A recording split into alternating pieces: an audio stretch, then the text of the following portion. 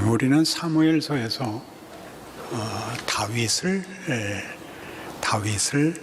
배우고 있습니다. 다윗의 중요성은 하나님께서 친히 증언하시기를 다윗과 같이 내 마음에 합한 자는 없었다, 그렇게 말씀하셨으니까 우리가 신앙상의 어떤 발전이나 유익이나 모범에서 다윗을 최고의 위인으로 삼는 것이 당연할 것입니다. 그러나 다윗의 생애는 쉽게 위대하다기보다 고난으로 점철되어 있습니다. 그러니까 다윗을 생각하면 늘 시편에 그의 기도문이 남아있듯이 고난과 눈물과 아픔, 비명으로 가득 차 있고, 실제로 그의 생애는 그렇게 형통하거나 쉽지 않습니다. 다윗이 뭐가 위대하다는 것이냐 하는 문제를 성경이 말하고 싶은 대로 따라 들어가는 것이 우리의 지금 목표입니다. 다윗을 이해하려면 동시대 초대 왕이었던 사울 왕과의 갈등을 빼놓고 얘기할 수가 없죠. 그래서 사울 왕은 왜 사울이 됐고 다윗 왕은 왜 다윗이 됐는지, 우리 모두가 사울이 될까봐 겁이 나고 다윗이 되고 싶은데 되지 않는 그 문제를 성경이 어떻게 풀며 무엇을 담고 있는지, 이게 우리의 초미의 관심사입니다. 중요한 것은 이 26장에 다윗이 사울을 죽일 기회를 죽이지 않고 살려보낸 것이 24장에 나왔던 엔게디 광야에서의 사건과 매우 경우가 흡사합니다.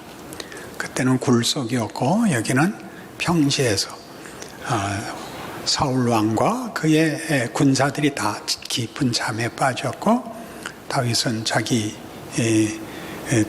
군장과 함께 가서 그를 넉넉히 죽일 기회가 있었으나 여호와의 기름 부음 받은 자를 내가 죽일 수 없다. 그래서 물병과 창만 가지고 나와서 오늘 우리가 읽은 본문과 같이 사울에게, 사울 왕의 이 다윗을 향한 폭력 행위가 부당하다. 나는 잘못한 것이 없다. 내가 죽일 기회가 있었으나 죽이지 않았다.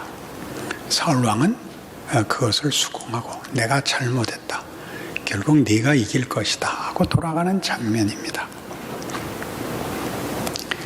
이 장면에서 보는 다윗은 어떻게 용서했을까?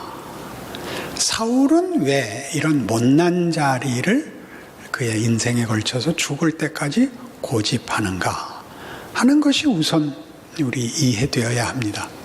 다윗같이 되고 사울같이 되지 말자. 말은 쉽지만 쉽지 않아서 그렇습니다.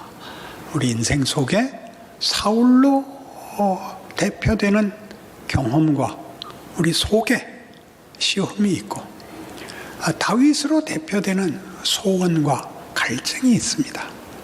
근데 둘이 우리 속에서 함께 갈등하며 엉켜 싸우고 있기 때문에 분별과 이해와 은혜가 필요합니다. 단순한 결론을 도출하는 고함이 아니라 하나님이 다윗을 만드는 역사적 현실, 다윗의 생애, 사울로 대표되는 사울이 담고 있는 메시지의 역사적 컨텍스트를 추적해야죠.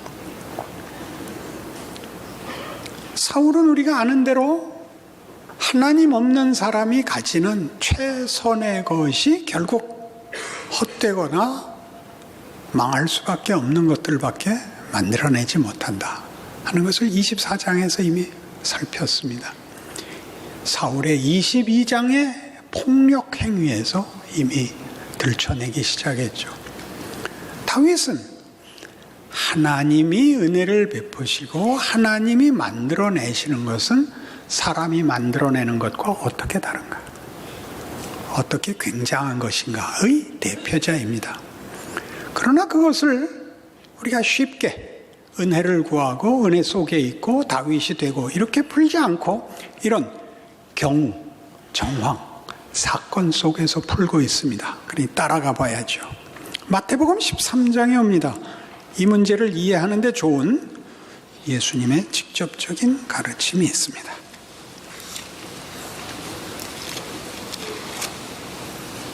마태복음 13장 1절.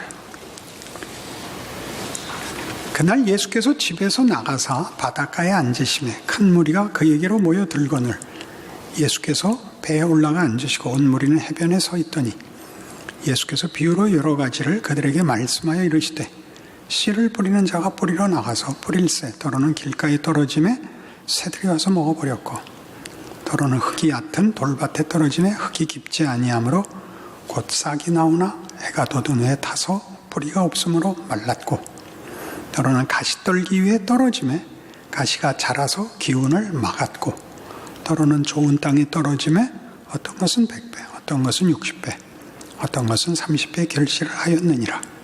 귀 있는 자는 들으라 하시니라.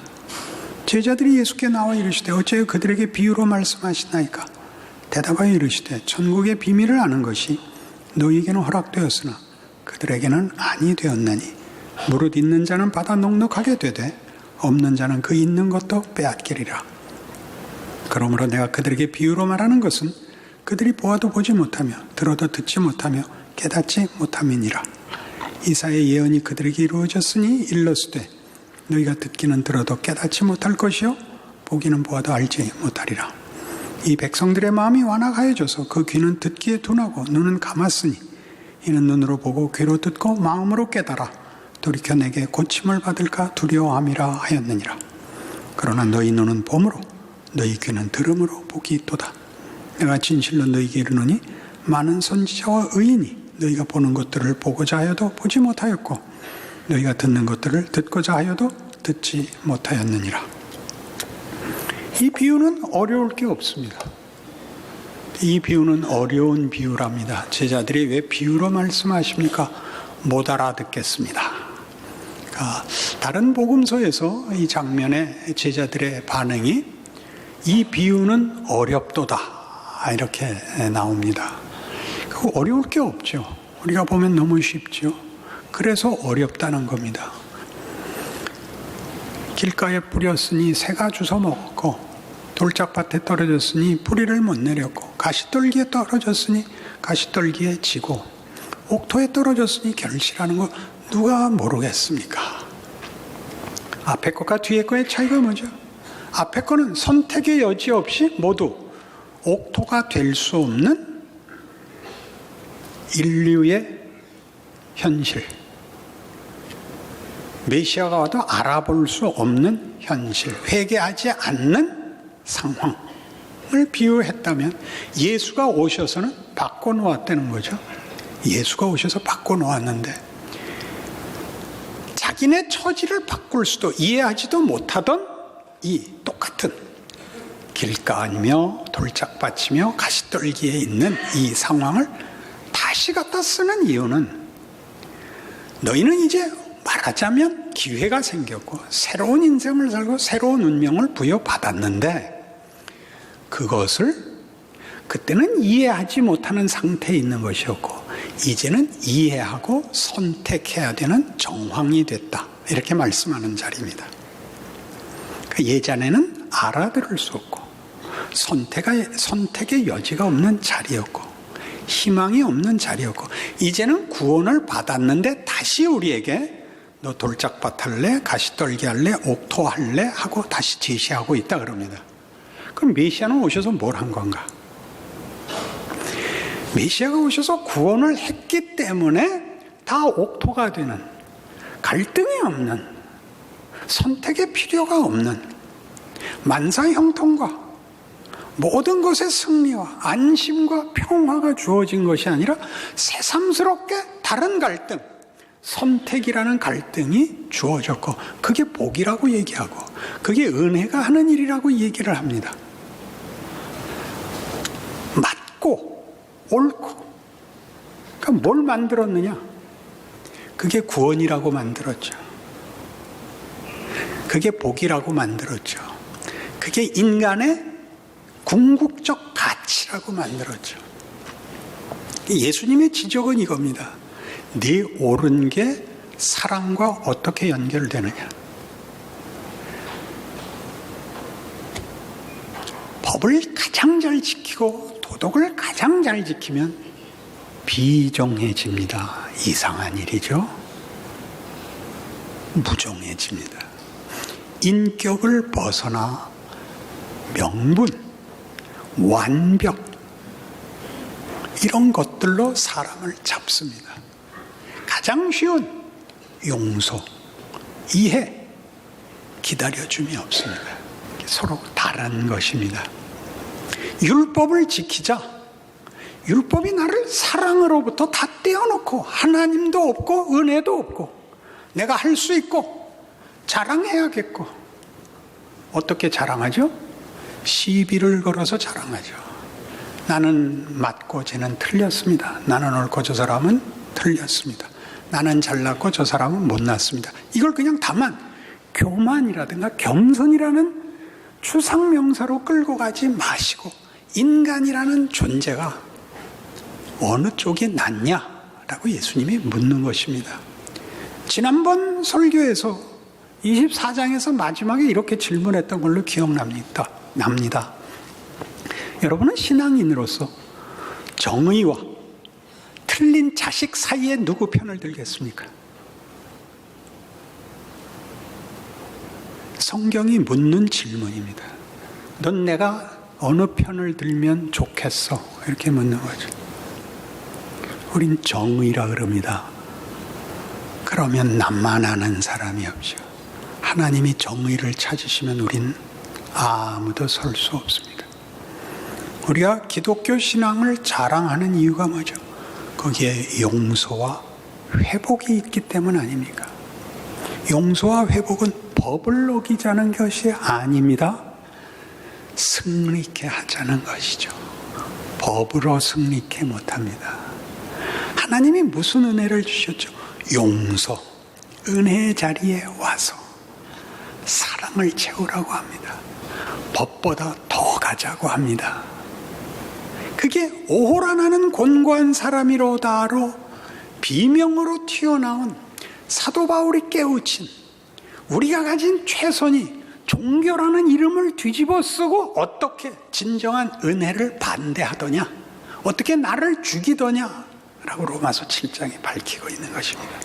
그래서 그가 기독교의 진정한 승리와 내용을 설명하기 위해서 다시 로마서 8장, 7장으로 돌아가셔서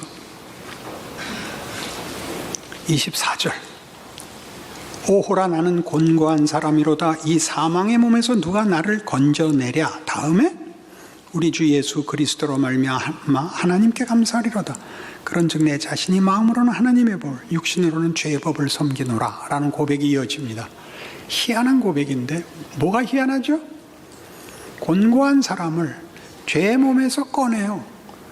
그리스도 안에 붙잡아 승리케 하는 약속이 아니라 예수 그리스도로 말미암아 하나님께 감사하는데 갈등 구조는 남겨놓고 있습니다. 육신으로는 죄의 법을, 마음으로는 하나님의 법을 섬기는 갈등 구조로 불러냈는데 바울은 감사하리로다가 됩니다. 그리고 8장이 나오죠. 왜 감사하느냐? 그러므로 이제 그리스도 예수 안에 있는 자에게는 결코 정죄함이 없나니 이는 생명의 성령의 법이 죄와 사망의 법에서 너를 해방하였습니다. 틀리면 죽이는, 잘못하면 죽이는 그 법이 아니고 살리는 무법하거나 혼란이 아니라 고치고 밀고 채워서 기어코 승리케 하는 하나님의 법이 우리의 운명을 붙잡고 있다는 겁니다.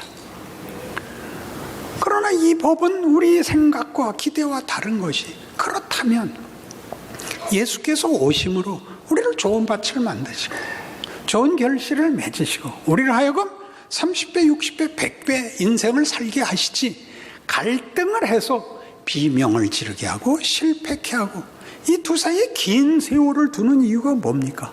이런 질문이 나옵니다.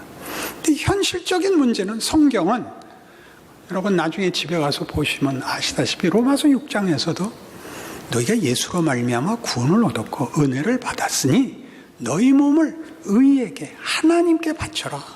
죄에게 불의에게 너를 넘기지 말아라고 권유형으로 나옵니다. 신앙생활이 확보된 어떤 환경과 결론을 주지 않고 우리 보고 자꾸 책임을 밀고 있습니다.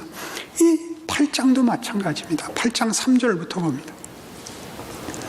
율법이 육신으로 말미암아 연약하여 할 수 없는 그것을 하나님은 하시나니 곧 죄로 말미암아 자기 아들을 죄 있는 육신의 모양으로 보내어 육신의 죄를 정하사 육신을 따르지 않고 그 영을 따라 행하는 우리에게 율법의 요구가 이루어지게 하려 하심이니라.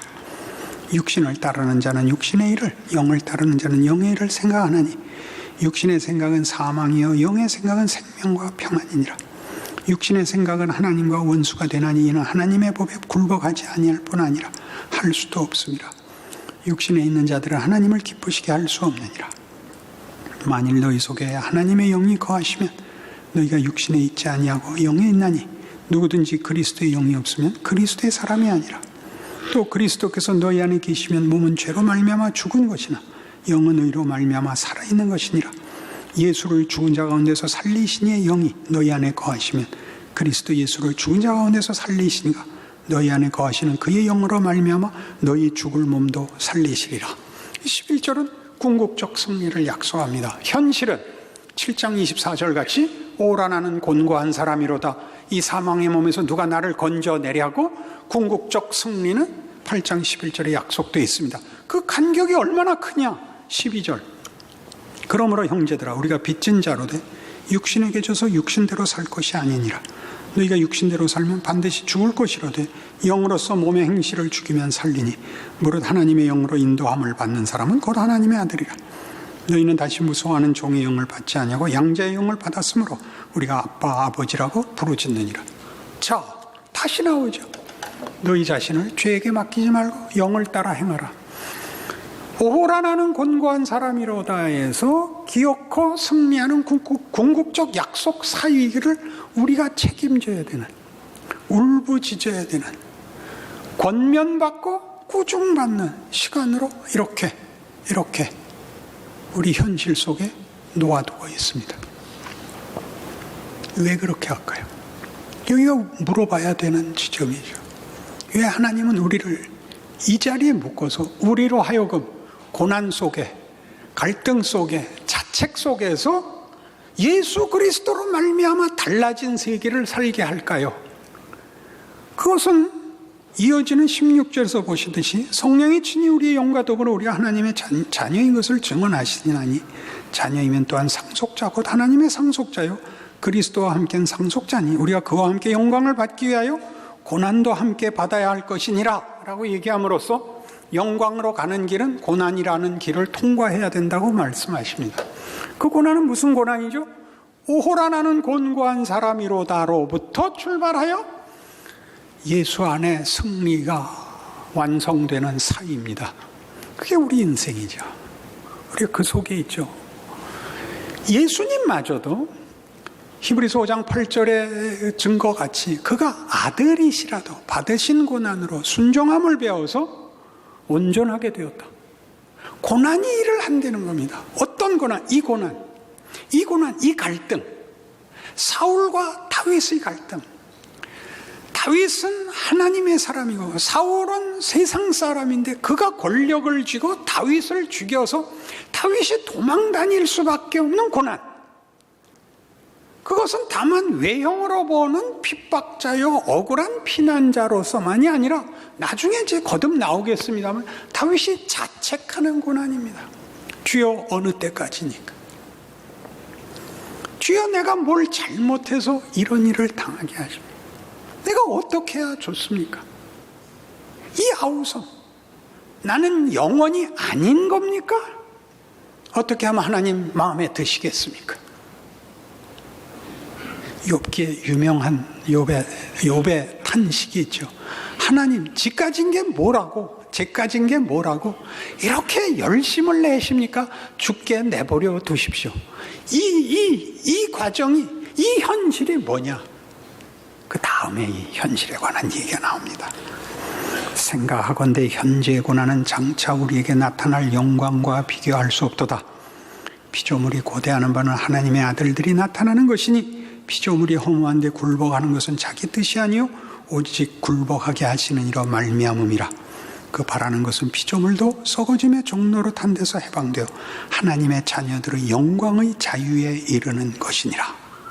영광으로 가는 자유.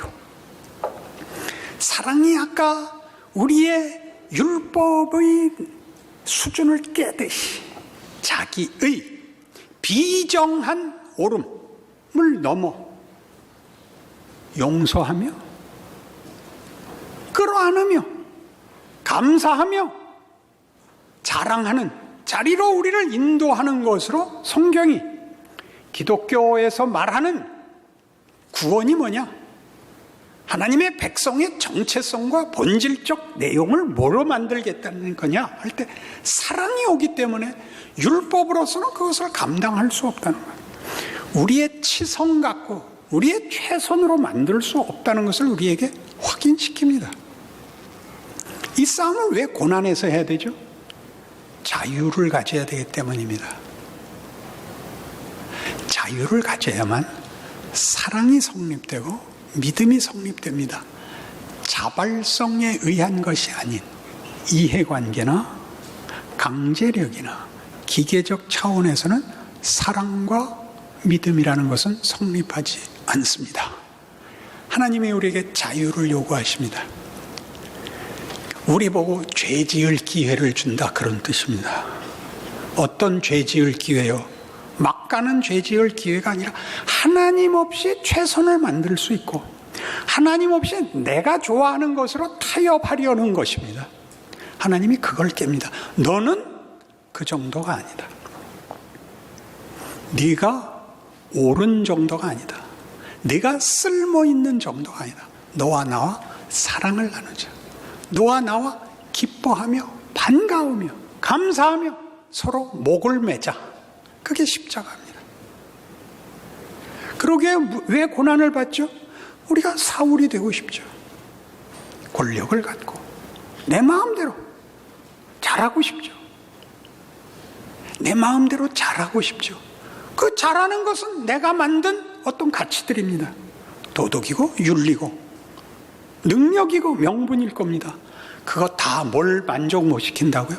사랑을 못 만들더라고요. 사랑은 사랑할 실력이 있어야 되는데 그 실력을 어디서 만든다고요? 살아보게 함으로써 우리로 다른 모든 경우에서 사랑을 만들 수 없다는 것을, 하나님께로부터밖에 이거 오지 않는다는 것을 알게 되는 자리로 우리를 기다리시고 반복적으로 기회를 주시고 우리를 도전하십니다. 그것이 인생입니다. 그것이 역사입니다. 인류 역사 내내 하는 겁니다. 하나님이 일하고 계십니다. 우리에게 선택을 하랍니다. 잘한 선택, 못한 선택이 아니라 이 선택까지 오라는 겁니다. 잘못한 선택 좋다. 세상을 따라갔더니 어떻더냐? 네가 하는 최선을 했더니 뭐가 나오더냐? 해봐라, 해봐라, 해봐라, 해봐라. 하나님이 우리에게 주시는 기회죠. 우리를 사랑하사 우리로부터, 우리의 진심에서, 우리의 항복에서 다른 무엇을 줘도 왕궁에서 첫날을 지내는 것보다 쥐의 장막에 심부름꾼으로 1시간 있겠습니다. 이렇게 우리를 실제로 만들어가는 시간들을 우리의 생애에 하나님이 기회로 주시는 것입니다. 그런 여러분의 생애를 하나님이 어떤 기회로 주셨는지 아셔서 이제 여러분이 스스로 선택할 모든 것들, 돌짝밭, 가시떨기, 옥토, 여러분들이 하셔서 기어코 여기까지 오도록 하나님이 일하고 계시다는 것을 기억하신다면 여러분들의 하루는 다만 죽어나는 하루가 아니라 한 걸음씩 깨닫는 하루, 나아지는 하루가 됐다는 것을 아시게 될 것입니다.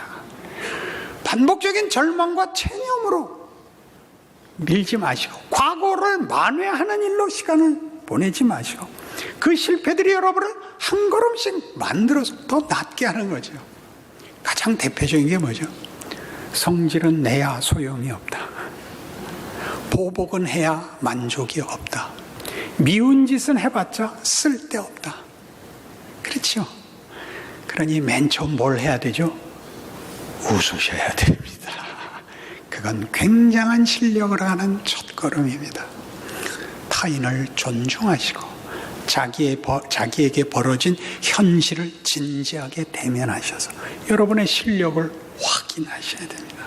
모든 실패와 후회를 그냥 과거로 잊지 마시고 그걸 디딤돌 삼아 한 걸음씩 발전하는, 나아지는, 크는 생애를 살아내야 합니다. 열려 있습니다. 그러니 내 말을 들으라. 그렇게 나온 것입니다.